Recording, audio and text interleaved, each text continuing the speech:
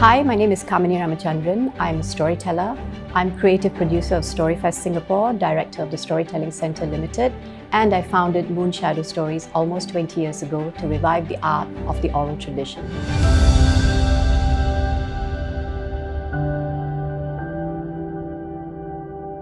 My late grandfather was a storyteller, and he played a huge role in my upbringing. My entire childhood was really influenced by him and the different narratives, epics, legends, and stories that he shared with me. I studied English language and literature in university in England. I love to read. I collect books. I have about 4,000 picture books in my collection. And when he passed away, I realized that I had inherited his repertoire. So I felt this huge responsibility to continue that tradition of being an oral storyteller.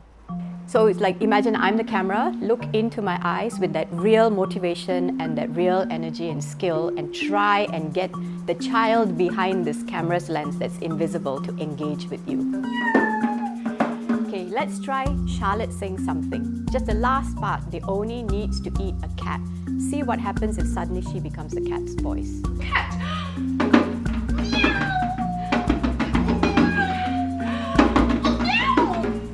And now the Oni needs to eat a little bird for the beans. And the Oni went. And so I look back at how I became introduced to this. So I had a mentor who was my late grandfather. So who was going to teach, guide, mentor, and help younger people ease into this art form. And being a mother of 2 young children at that stage who were teenagers then, I'd imparted all my stories, my entire repertoire that my grandfather gave me to them, and they were showing no signs of becoming performing artists or storytellers. So that's when I thought, let me take control of this and provide an opportunity where talent that were truly interested in being storytellers, in telling for children, telling for adults, could be nurtured, and let's see how this goes.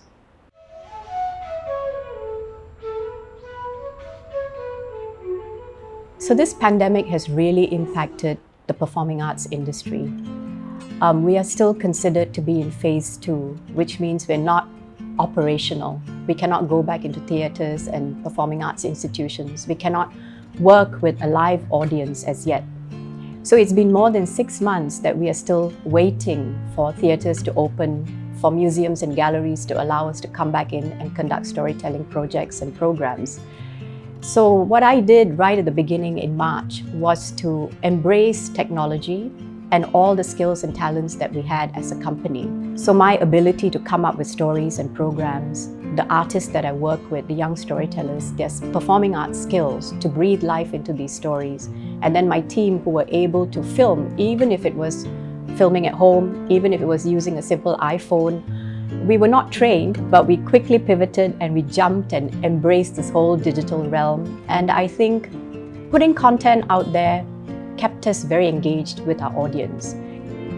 I think what we've realized in the last 6 to 7 months during the pandemic globally, not just in Singapore, we have found ways to understand what's happening to us. We've found solace, we've been able to heal, we've been inspired, we've become strong and resilient by reading, by listening, by watching, to what? To music, to words, to text, to movement, to paintings. All of these things are embedded in the arts. So to say that we are not essential is probably a little bit ignorant and probably taken completely out of context. Perhaps people don't realize that everything around them was creatively produced by someone who was artistic, skilled, talented, and hardworking. Perhaps this awareness is what is needed now, right? During this time of reflection, to really look around and think, where was this made? Who made this? Who wrote this? And who painted this? And who stitched this entire movie together? And why is it that all of these things I keep coming back to again and again? So it means that all of us as people, we're so embedded in the arts, but perhaps we just don't label it as such. Going back to being intimate in storytelling. So the idea of telling stories in nature, like how the wise elders would be seated under a tree or on a grassy patch somewhere, and a small group of people would be with them. Thank you for coming to today's storytelling session. So what we're going to do is we're going to leave this place and go out into city sprouts, and everybody's going to find things inspired by nature. So it could be something you found on the ground, it could be something lying by the pavement, but let's try and not pluck something from a plant.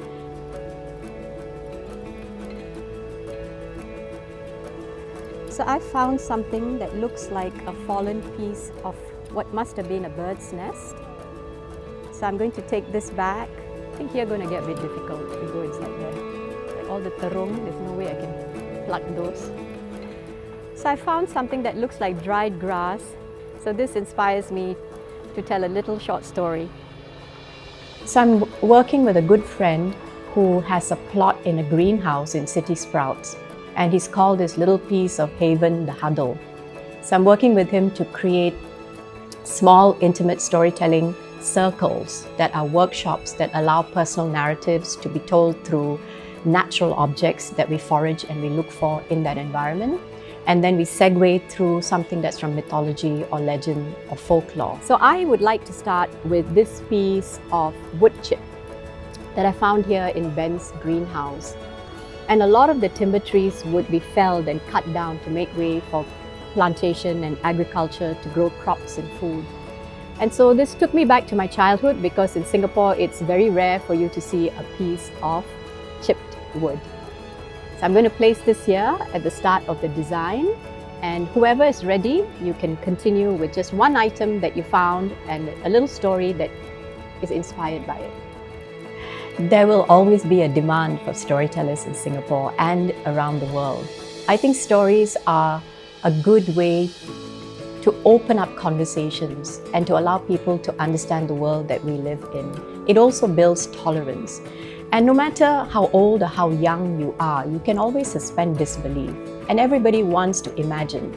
So coming to storytellers, it's a wonderful excuse to just let go of the realities and stresses of your daily life and to just fly away on this journey of magic and enter this fairy tale and leave the stresses outside, for a moment, and recharge, regenerate, and be inspired, and then come back to the real world and cope with everything that we have to. So I think embracing a form of digital and physical storytelling is the way forward in the future.